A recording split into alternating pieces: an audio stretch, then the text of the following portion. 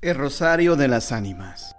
El padre don Gabriel Denia era un sacerdote viejecito, blanco, afable y venturoso. A su lado siempre caminaban la caridad y el perdón. Su palabra traspasaba de bondad, iba derecha a los corazones y levantaba en ellos suavemente el bien. Había en su ánimo un apacible contento y jamás se le enturbió el humor que siempre lo tuvo plácido. Su perenne sonrisa acogedora estaba en consonancia con el mirar infantil de sus ojos azules, que eran ternura y caricia. En lo que él ponía su voluntad, ennoblecíalo, le rodeaba de una amabilidad secreta, tornándolo sereno, dócil y puro. De su pecho se alzaba, límpido como el surtidor en una fuente, un constante cántico de lores al Señor.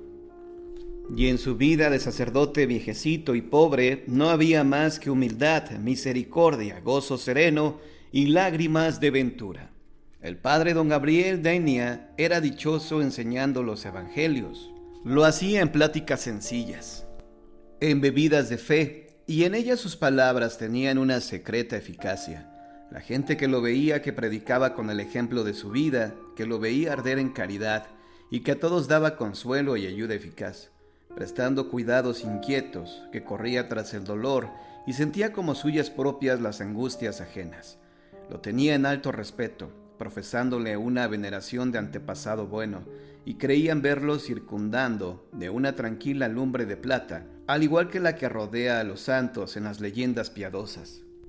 Donde estaba este padre se aquietaban los dolores, decrecían las penas, las deslizaba suaves por el plano inclinado que les formaba con sus consuelos, e iban a hundirse en una plácida serenidad, entre sonrisas de resignación. Cosas extrañas se contaban del padre Denia, que ponía un estremecimiento de pavor y hacía que los ojos se abrieran con azoro, encrustado, inquietos, las tinieblas, creyendo que entre ellas se alzaba el blancor largo e incorpóreo de un fantasma. Se decía que todas las noches en la iglesia de Santa Catarina Mártir rezaba rosario con las ánimas del purgatorio. Muchos lo habían visto salir a las altas horas de su casa. Lo seguían con sigilo y lo miraban entrar en la iglesia. Arrimaban los ojos a las hendiduras y solo a una amplia oscuridad divisaban, y entre ella una inmovilidad silenciosa. ¿Qué iba a hacer ahí el padre Denia y a la medianoche? Era lo que todos se preguntaban intrigados con asombro en todas las tertulias de la ciudad. En una de las que había en una alacena del portal de mercaderes, el licenciado don Martín Cimbrón y don Félix Salcedo de Villabalba, regidor perpetuo de la noblísima ciudad, se propusieron, desechando temores, ir a Santa Catarina a descubrir lo que hacía ahí todas las noches el padre Denia. El licenciado Cimbrón y el regidor Salcedo de Villalba, ya cuando quedaba lo último de la tarde, se fueron a ocultar en un confesionario de Santa Catarina. Poco a poco la sombra invadió la nave y rebasaba espesa por las ventanas.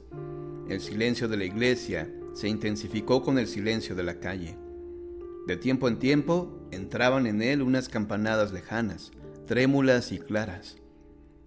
La tremeluciente lamparilla del sagrario sacaba de la sombra y luego hundía en ella los rostros lívidos y dolorosos de las imágenes, sus manos que imploraban, que bendecían o que mostraban con dulce orgullo los instrumentos con el que le dieron martirio. Se desdoblaba el vuelo sinuoso de los murciélagos, flotaban ecos sutiles de suspiros, una lechuza chillaba presagios en el cimborrio, y por una de sus ventanas se veía saltar inocente, blanca y azul, una estrella. Pasaron horas y horas, por fin cundieron por toda la ciudad graves, lentas, las 12, las temerosas 12 de la noche. Rechinó una puerta, la de la sacristía, y salió una sombra que fue avanzando lentamente hacia el altar mayor, con pasos leves, silenciosos. La lamparilla veladora descubrió que era el padre Denia, poniéndole en la cara su luz amarilla. El licenciado Cimbrón y el regidor Salcedo de Villabalba sacaban las cabezas de sus escondrijos, embelesados de curiosidad. El padre Denia estaba arrodillado. Se puso en pie y entre sus manos saltó la luz de una pajuela y fue a encender con ella 4 velas en el altar. se vio en él una virgen vestida de negro, que llorando sin consuelo y apretándose con angustia las manos sobre el pecho, miraba largamente a un Cristo que chorreaba sangre, todo encogido y descoyuntado en una cruz. Las luces tendían su espectro por los muros y con su oscilar comunicaban a la roja imagen un temblor doloroso. Las manos desgarradas y negras de sangre coagulada parecía que arañaban desesperadamente algo invisible. Los ojos le brillaban con frío espanto por entre los largos mechones de pelo apegotado de sangre y de sudor, que le caían sobre el rostro llegándole lacios, hasta el pecho cárdeno de llagas, y veían obstinados aquella estrellita que saltaba inocente, blanca y azul en la noche. El padre Denia estaba de nuevo arrodillado al pie del altar. Se persignó, dijo el ofrecimiento de rosario y principió el primer Padre Nuestro. Los ecos rebrotaban y se perseguían por todos los ámbitos. Padre nuestro que estás en el cielo, santificado sea tu nombre. Venga a nosotros tu reino y hágase tu voluntad, así en la tierra como en el cielo. Y de repente, confusas, tumultuosas, salieron infinidad de voces continuando el rezo. El pan nuestro de cada día, dánoslo hoy. Dánoslo hoy. Y los ecos se levantaban de todas partes. Corrían graves y amplificaban el murmullo gimiente de las preces, prolongándolas bajo las bóvedas entre la sombra. Un constante estremecimiento le corría por el cuerpo al licenciado Cimbrón y al regidor Salcedo de Villalba enfriaba un sudor frío. Se despertó el retablo dando un largo crujido. Una puertecilla oculta gemía, llevada y traída por el viento. El padre Denia decía con voz aguda y triste: Dios te salve María, llena eres de gracia. Y luego aquellas voces numerosas, apretadas, que brotaban de la nave, que salían de las capillas, de las rinconadas, de las húmedas revueltas, respondían llorosas suplicantes, llenas de honda angustia. Santa María, Madre de Dios, ruega por nosotros, ruega por nosotros. Y los ecos se quejaban al par de ellas, implorando con la misma aflicción.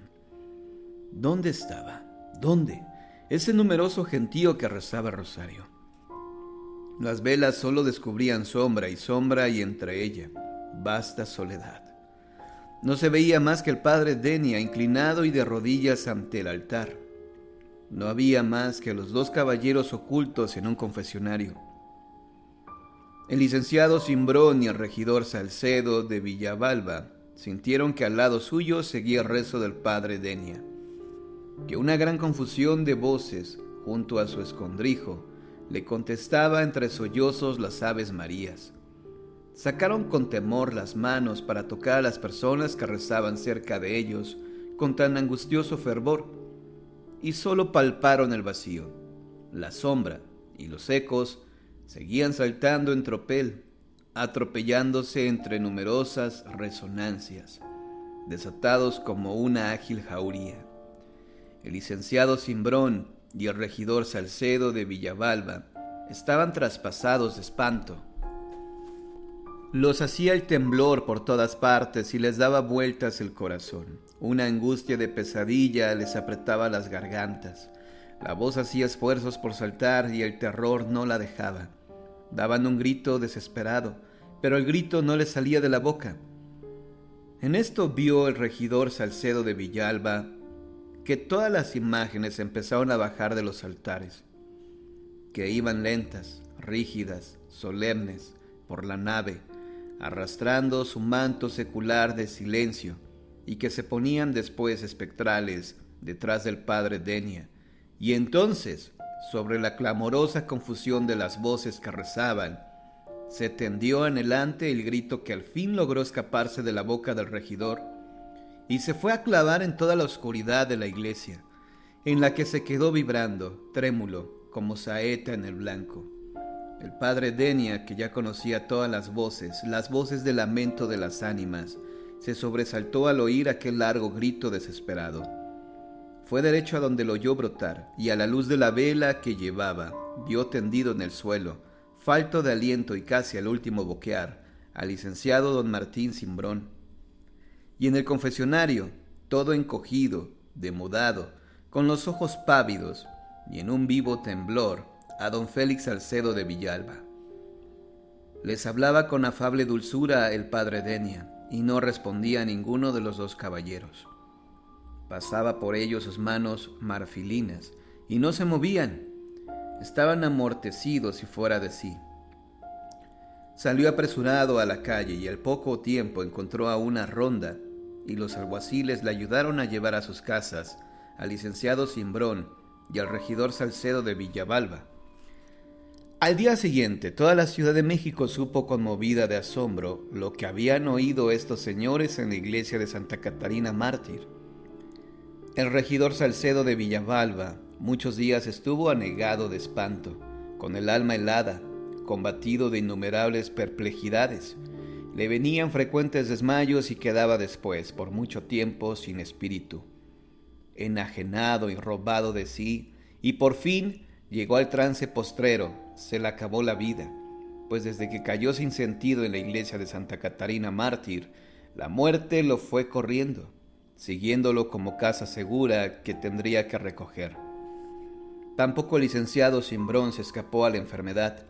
Luchó con ella largo tiempo y estuvo muy a lo último, pero quedó al fin con la vida, y aún más silento, trashojado, arrastrando los pasos, fue una mañana a pedir un hábito al convento de San Francisco. Como lima sorda roían en sus días las angustias. Él quiso retirarse a la paz del claustro y consagrar a Dios lo que le quedaba de existencia, arrepintiéndose entre lágrimas de haber querido oír lo que no debió haber oído nunca, el rosario de las ánimas.